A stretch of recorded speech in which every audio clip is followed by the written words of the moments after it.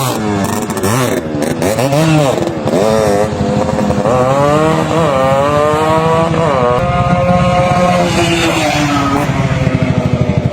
po. So, okay, so tulad natin dito may kulang mga idol. O bakit siya nasibat na ganun? Kaya kahit bago yung class lining dito, ay, may tama pa yung class damper, oh. Idol, ilang buwan na yung class lining dito? Okay, so wala pa daw isang buwan. Kaya pala nagtataka si idol kahit bagong palit ng class lining, nakasingle lang yung motor pero hindi pa rin makatakbo.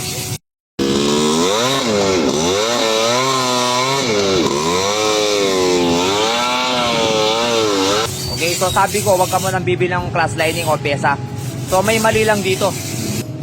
Okay, so may mali lang dito, so buksan natin. So duda ko dito, may kulang to sa loob kasi hindi ito kagaya ng TMX 155 na class lining, class plate, class lining, class plate. Okay, so buksan natin ito, salit-salit. Ang mauuna dito, class plate. Tapos ang dulo din nito, class plate. Hindi yung class lining ang dulo. Papaklas muna natin. Dali lang mga idol, wala tayong helper. Malis. So paklasin muna natin itong mga tornilyo nito. So papakita ko yung tamang posisyon ng mga to. Mga Lodski. Ha? Kung bakit bagong gawa lang, wala pa isang buwan nasigaw. At kahit nung bagong gawa daw, nagtataka si idol bakit nasigaw lang. Walang galit samantalang RX ito. RX 135 samantalang hindi man makahabol dito ang TMX 155. Right? So the moment of truth pang idol. So may mali dito. Okay, so ayan po. Hindi sinasabi ko. So dito pa lang may mali na. Alright. Okay. Ayan po. So dito sa class sub na to, ay dito sa class pressure na to, dapat to ang huli nito class plate. So kung mapapasin nyo po yan, class lining lang siya. Okay. So tanggalin natin isa-isa. Isang class lining, isang class plate, isang class lining. Nasunog yung mga bagong lining, pero pwede pa to mga idol. Tapos another one na naman, class plate. Okay, so isang buwan na ginagamit na i-slide, kaya makikita nyo yung mga class plate mga idol, nangitim po. Okay, so tapos isa na naman class lining.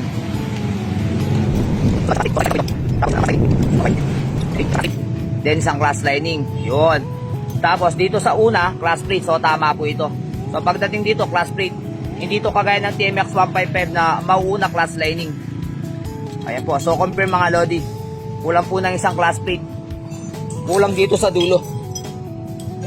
Ano? Mutik na matamaan yung ano nyo. Class pressure, Kasi dito umikot yung class lining. Ang mangyayari kasi dapat sa dulo nito, class plate siya. Yan. Tapos, clutch lining. Disengage na nagpa-power RPM ka o nagre-rev ka, nakapigay ang clutch. Dito lang iikot ang clutch lining. Okay? So, hindi makagasgas ng mismong aluminum.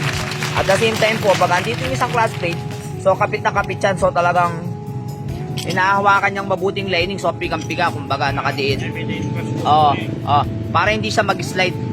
So, ang nangyayari dahil kulang ng isang class plate, kaya kahit bago yung class lining, hindi niya maipit yung lining, nadulas. Kaya nasigaw. Alright? Okay? So, kaganda naman nito, kung wala tayong mahanap na buong apat na ganito, kahit isa lang. So, yung kulang na class plate dito, dagdagan natin, ilagay natin. Then, yung class lining naman, so kagandahan nito, so umitim lang pero hindi pa naman nabawasan, original pa naman daw to, sabi ni Idol. Magkano nabila Idol? 1.2. Okay, so 1.2. 1.2, one set. Original na Yamaha RXT. Okay po, so wala tayo ng class plate dito. Assemble na natin maya-maya. Okay mga idol, so ayan po. So nakadiscard na tayo ng isang class plate po. Ayun, so wala tayong makitang original. So ayan, na brand new. So nakakuha tayo sa plus na original, mga lodi yan po. So kamukha lang niya. Okay. So ngayon lalagay din natin yung mga dating class lining kasi wala pang isang buwan So sayang naman mga idol. So buti na lang itong tagip ng class sub hindi nasira. Pero kaya pala sabi ni Idol, yung original daw nito nasira. So nabili na lang din to sa plus na original. Okay? So ngayon, pesto na natin sa tamang pesto. Basahan. So punasan muna natin yung mga class plate. Ayan po. So hindi to kagaya ng TMX 155 na mauna yung class lining. So mauna dito class plate. Tapos sa dulo din, ang pinakahuli din class plate. Ito po, so class plate. Yan sunod ang class lining. Okay. So salit-salit lang yan mga idol. So dito naman sa class plate may matalim yan tsaka yung walang talim. So baliktaran lang yan pero mas maganda yung talim niya nakaangat. So pag nakaangat yan, so lahat na yan ganyan po. So kanina, dahil nga po lang yung class plate, so ito na lang sa class plate. Then sa dulo class lining. Kaninang bago natin buksan. Kung bakit kahit bagong gawa, sliding. Kasi hindi masyadong naipitan nga, okay? So ngayon kanina yan na yan. Tapos ito ng tagip. So mali po yan. So ito yung isang class plate na kulang. Alright, so lagay na natin. Okay, yun po. So ngayon, dito hindi basta nilalagay ito, may guide dyan. Araw. Kung nagkikita yung arrow na yan, ayun po. Okay, arrow. Arrow. Ayan, magkatapat yan. Bakit dapat magkatapat yan? Kasi ito mismo, magbubungguan yan pag hindi nakasentro. So hindi niya ipitin yung lining. Okay, marking, marking. Alright, so ngayon ipitan na natin.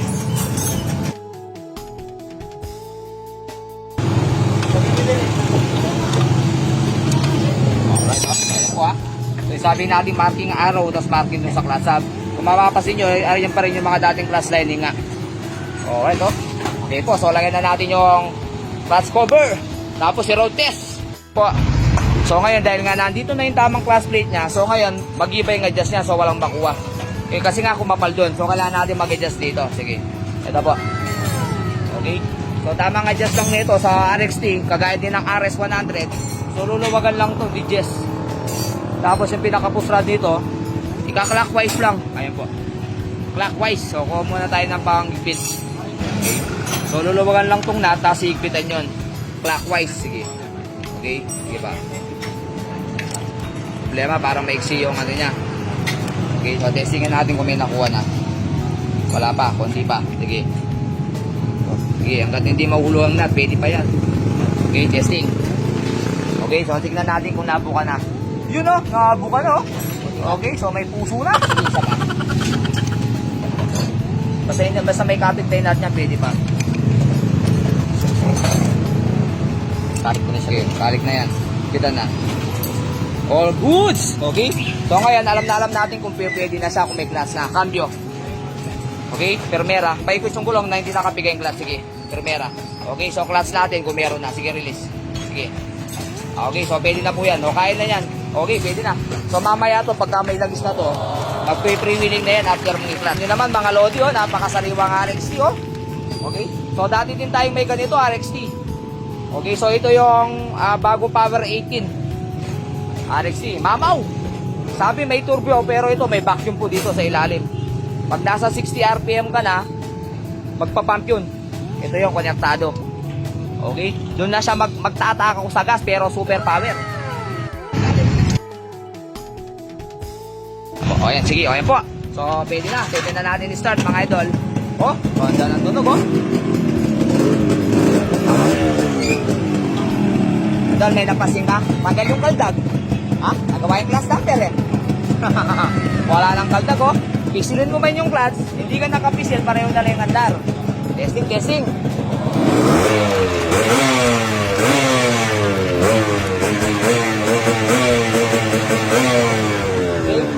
Problema, paano natin ito yung road test, traffic ko? Okay, ito mga idol, oh. So yan po. So testingin natin yung takbo niya. Kasi kanina, asa siya, maraming sasakyan. So nandito tayo, maluwang. Okay, so tignan natin. Paano ka na?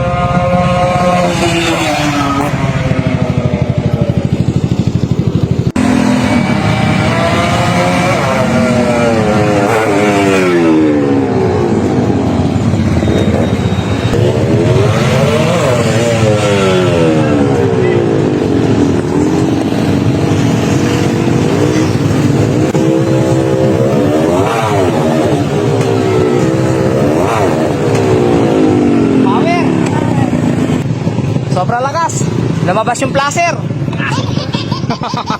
Na? Ha? Sobrang lakas oh. Hindi, lumabas lang doon. Ayan na. Sa goma. Okay, oh, lagay na natin. Power, power. Idol. Ayan po, so nalagay na natin, oh. Yung kolong-kolong na pantinda ng ice cream, oh. Alright, oh. So ngayon, nalagay na yung sidecar niya, mga idol, oh, kolong-kolong. So road test natin. Kasi kwento ni Idol, yung dati daw gumawa dito, kahit bagong clutch lining, ngayon nga wala pa isang buwan, bakit daw hindi niya kayang ipaangat yung sidecar, mga idol. Yun nga po, nangihina, na-extend lang. So sabi daw nga, mabigat yung sidecar. Alright, so ngayon, road test natin siya, mga idol. Ngayon, after natin ginawa, tinama yung mali. Alright.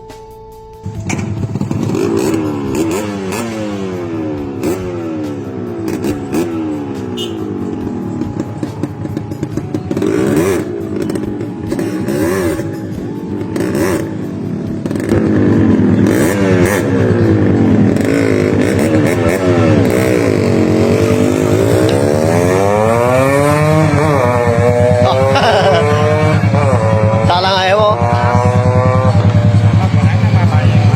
Salang ayaw mo. Sira. Sabi pa gawa niya ka rin. Bahaya ka side ka rin. Problema side ka rin. Kaya na ako. Awa.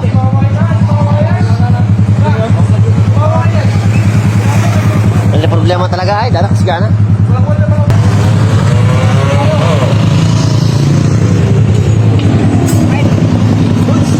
Power, oh. Maangat, may kolong-kolong.